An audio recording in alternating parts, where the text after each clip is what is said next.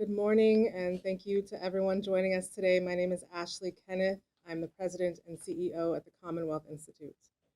The state budget is a powerful tool that can break down barriers to opportunity for people with low incomes and communities of color, or it can further entrench those barriers.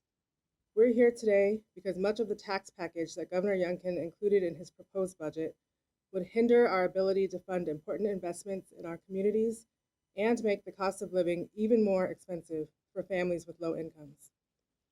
The governor's proposed tax package doubles down on Virginia's upside-down tax code, which already asks those with the least to pay a larger share of their income in state and local taxes than the wealthiest people in Virginia. Reducing Virginia's income tax brackets would cost our communities $3.46 billion and primarily help the wealthy. By partially offsetting the costs by increasing the state sales tax, this proposed tax package shifts more taxes to families with less and does very little to help those most in need. TCI has crunched the numbers thanks to data provided by the Institute on Taxation and Economic Policy, which analyzed core components of the governor's tax package. We found that people making less than $30,000 a year would see an average tax increase of $44, while the top 1%, people making over $763,000 a year, would see an average tax cut of $9,640. That is why we are thankful for the lawmakers here today who are championing legislation that will provide targeted, meaningful economic relief to families most in need. By continuing the progress on expanding Virginia's refundable earned income tax credit option and creating a Commonwealth Kids Credit, we are laying out a vision for tax policies that prioritize the well-being of working families over those who for far too long have not paid their fair share. Additionally, these family-focused tax credits would cost significantly less than the governor's proposal to cut income tax rates, which protects our resources so that we can invest in all of us. Today, you'll hear from the lawmakers who are proposing these tax policies and from families who will share their powerful stories on why they support our plan over Governor Youngkin's.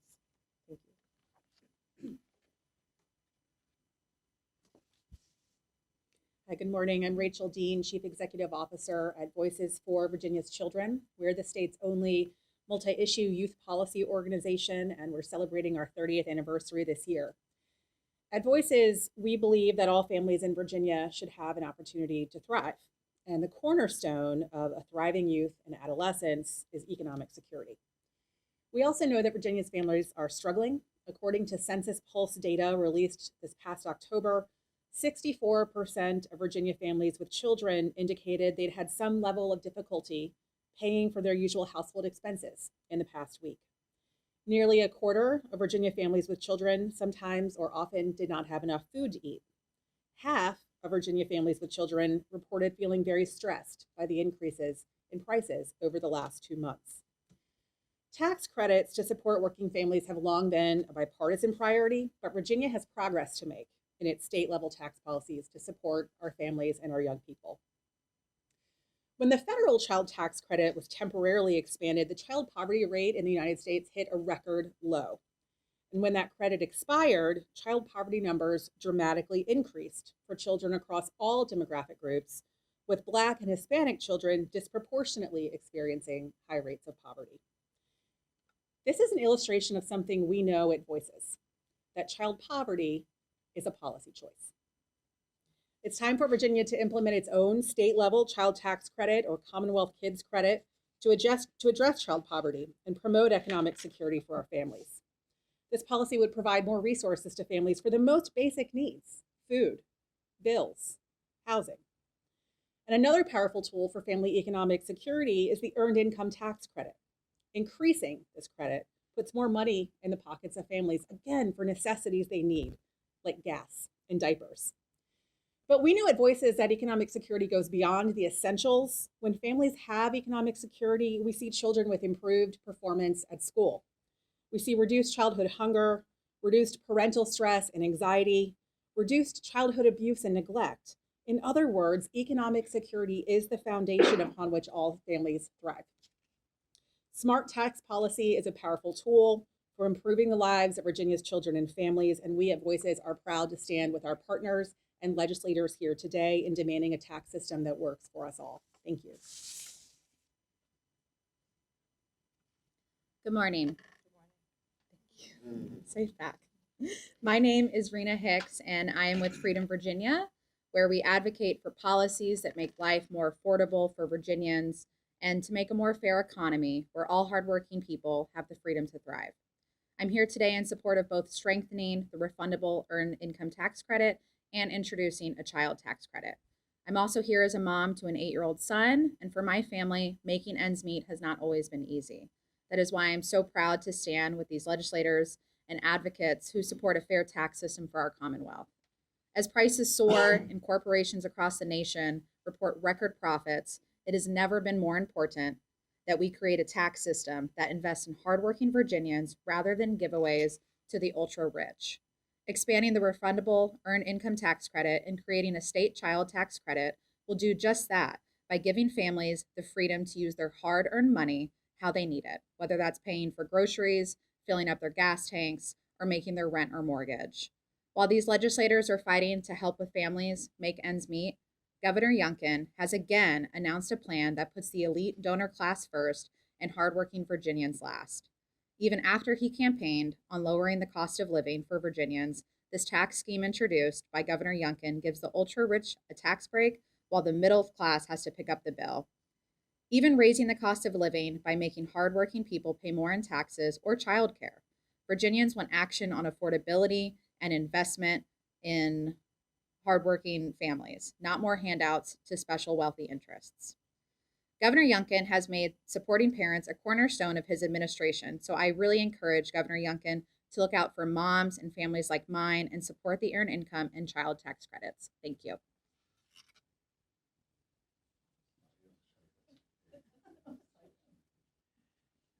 Good morning. Good morning. Like that shirt? Hello, my name is Jamisha Johnson, and I'm a resident of Petersburg, Virginia. I'm a full-time mom of 2 girls, a proud full-time Virginia State student, and a strong supporter of the tax credits being discussed today. When someone told me that the governor mentioned in his State of the Commonwealth speech that he was thinking about the mom in Petersburg struggling to get by, it got my attention because that's me, of course. But from what I see, his tax proposals would not help the families in Petersburg struggling to get by, and of course, me. This is why I'm here today. Having a stronger EITC and creating a state child tax credit would mean families like mine could get the financial relief we need. Inflation has hit working class families the most, since millionaires and billionaires don't have to worry about how they're going to pay for groceries each month, pay rent, keep the lights on, or even childcare. I'm thankful for the lawmakers here today, in particular Senator Ayer, for proposing smarter, more targeted tax policies like the CTC. I'm asking the governor and lawmakers to get on board with this plan this year and not delay action. Thank you.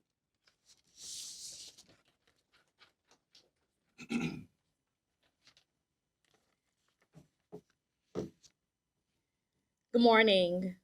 Good morning. Set it back. I am LaSharice Aird, State Senator for the 13th District and proud representative of Ms. Morgan and many, many families that are in need around the Commonwealth. I'm here this morning because of them and so many other families just like them. Today, I hope you walk away with a few messages, their message, my message, and our shared unified message, which is that it is time to do more for Virginia's families, specifically in the area of economic opportunity. As we weigh tax proposals, we have a real opportunity to finally move forward with a child tax credit. Right now, as you've heard, too many families are enduring a harsh financial reality, one where child care costs are crushing, inflation is outpacing any income gains, and fuel and food costs continue to soar. We don't need to explore new solutions because proven ones already exist. When Congress improved the federal child tax credit in 2021 under the ARPA Act, the size was increased for certain income levels, income eligibility restrictions were removed, and in Virginia alone, 1.6 million, 85% of Virginia children in the state were helped significantly. resulting in a stunning drop in childhood poverty. Furthermore, in 2021, CTC was the third most effective poverty reduction tactic of any measure taken by the government behind Social Security and pandemic relief checks. It's clear 13 other states have already taken action to keep this successful funding program, and Virginia can join them with a possible refundable $500 tax credit per child under 18 and households earning less than 100,000. And this would be a tremendous opportunity to support and be an income boost to families of color, and particularly Black and Latino families. I think it bears repeating. Child poverty is a policy decision. You know, when I was growing up as a child in poverty, I didn't know that there was someone there who was in a decision making position to affect what I was going through. But guess what? Now I am in a decision making position, and I am going to fight to do something about childhood poverty. And so I'm proud to stand with my colleagues, and I'm proud to stand with the organizers of today's press conference to call on Glenn Youngkin to do more and to do better when it comes to childhood poverty. And that starts with a child tax credit. Thank you.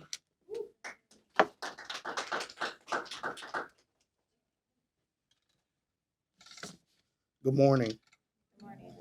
My name is Kevin Stallings, and I stand before you today to share an important matter that affects many families in our state, including mine. As a father of 4 children, with 3 of them residing primarily with their mothers, we have all been personally impacted by the lack of financial support available for single parents just as us.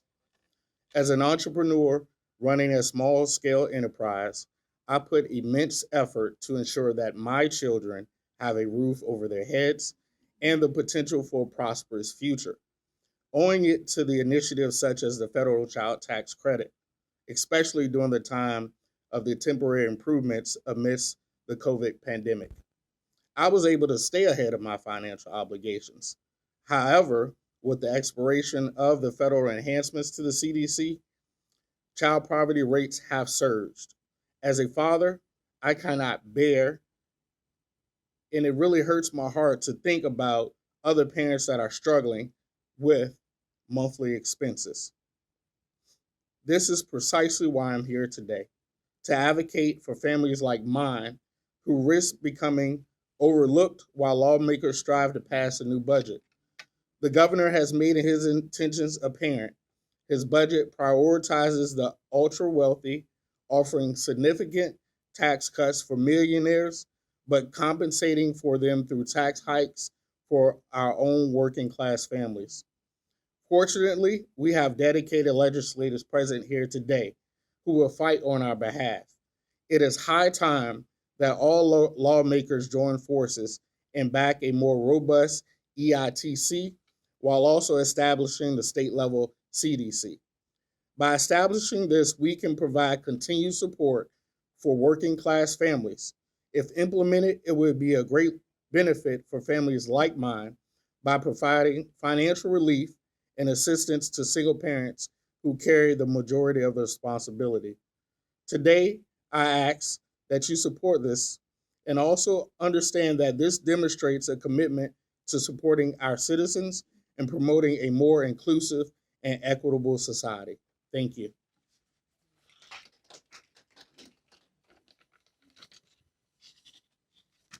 Thank you, everyone, for joining us here today. It's good to see you all. Good morning. Today, we're talking about lifting up families, lifting up people through tax policy and tax credit. You know, it's something to be said that the governor's Youngkin's tax plan differs from what actually helps the people on the lower income scale. The governor's tax plan will have a devastating impact on working families with the lowest income. But we are here to uplift people and families. See, families in my district have made it clear to me that they want me to fight for tax policies that provide financial relief. You see, the governor's proposals include a change to one of the earned income tax credit options, and his plan just 5% of the benefit of the non-refundable EITC option will go to families making below $30,000 a year. So overall, families in the bottom 20% of incomes, those making below $30,000 a year, will see an average tax increase of $44, while the top 1%, those making over $763,000 a year, will see an average tax cut of over $9,640. But again, we are here to lift people up, to lift families up. So I'm proud once again to work with my colleague in the House, Delegate Sear Price, who couldn't be here today. She has committee assignments. But I'm proud to work with her to champion efforts to strengthen the Virginia's refundable earned income tax credit option by making it 20% refundable of the federal credit and expanding it to tax filers who use an individual tax identification number. Doing so will help families who are right now struggling to pay for bills. A family of 4 with a household of $25,000, this proposal would mean an extra $330 to help pay for their needs. Our proposal will help families all across the Commonwealth, from rural to urban Virginia. The most recently available data shows that the following amounts of people claimed the federal EITC. In my district alone, over 32,000 people. In Prince William County, over 31,000. And in Buchanan County, 1,700 families filed for that. And many of these families will be supported by a stronger refundable state EITC. I look forward to getting this proposal across the finish line, ensuring we have a fair tax code that lifts up people and families who need it most. This is such a passionate issue for me because I grew up in a single family household, in a working family household. And by working family, I mean my siblings and I all worked, whether it was at the local grocery stores, whether it was at the school bus garage, washing school buses, or whether just picking up a lawnmower, going throughout the community to make sure we can make ends meet. So that burden of taking care of our family was just not left on the adults. So when we talk about this, we talk about also working teens. We talk about there's an educational perspective as well. We want our children to have a great education, but also while it'll help the education by lessening the burden of them, by making sure they are financially stable. As a young teen who worked numerous hours, going to practice, going to work, going to practice, going to work, my mother, if I didn't have a strong mother to make sure education was at the top, that cycle would have continued. But that cycle goes on for too many families today. And now it's not just about working adults, it's also about our children, about working teenagers and those who are eligible to work. And if you grew up in a family like mine, we actually had to get a worker's permit so we can go to work a lot earlier than the law allowed. So this will have a tremendous impact on families across the Commonwealth and for our future generations. Thank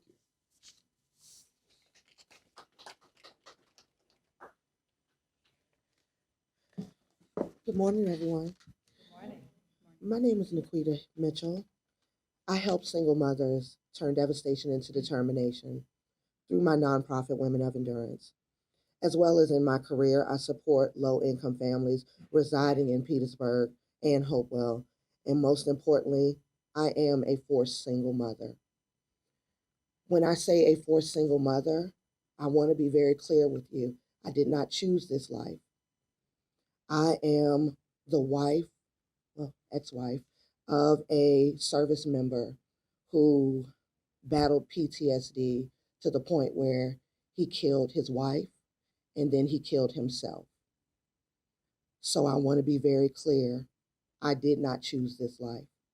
I did everything that I thought was right. But unfortunately, these are the cards that most single mothers are dealt with. With that being said, after fleeing Texas, I moved back to the Tri-Cities, which encompasses Petersburg, your Hopewell, your Prince George, because I wanted to raise my children in the state that raised me. Unfortunately, when I got back, the cards were truly stacked against me. Being able to get different supports were more difficult than I will burden you with.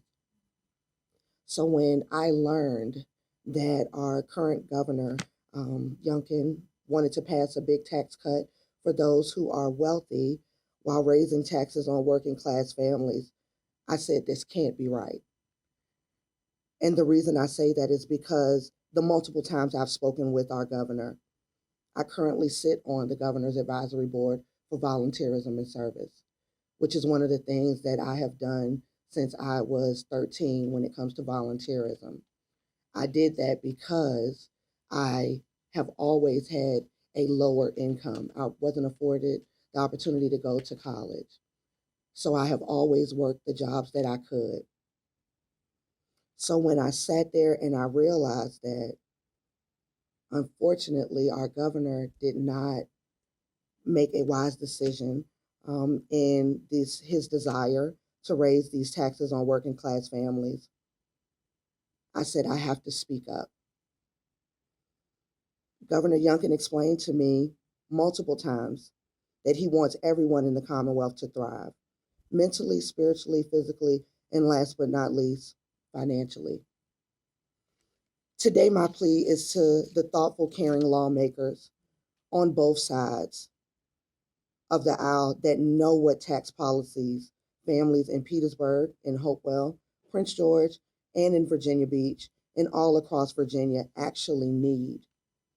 We need a stronger EITC and a CTC. These would provide much needed cash in the hands of families who need it the most. As a survivor, I know exactly what it took to build my life back up and have to work multiple jobs at a time to keep my kids fed and clothed. Thanks to the EITC, I have something to at times look forward to when tax season rolls around. That assists me with being able to catch up on some of my bills each tax season because ultimately I'm hopeful I get money back. Again, I am calling on lawmakers this year on both sides to take action and prioritize families like mine as they craft these tax policies this legislative session. Thank you so much. Thank you, Senator Aird, Senator Rouse. Thank you to those who were brave enough to share your story. We really appreciate that. I think our message is clear. Now is the time to break down barriers so that all of us across Virginia can thrive. It is not the time to erect more through our tax policy system and policies.